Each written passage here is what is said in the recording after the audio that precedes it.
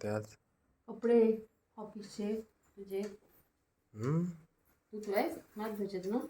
धुतो ना, मदत करतो तुला धुवायला. हो हो हो हो तू करतोयस. मग? तू कपडे धुवे पण मी माझे कपडे धुवून व्हायचे. धुतो ना मी, काय करायचं बोल मला सांग. कपडे धुवायचे सगळे एवढे दोन दोन तीन टब आहेत. अरे एवढे जास्त आहेत रे. जास्त मग पैसे नाही मिळणार. आय एम गुगल पे वाला बंदा.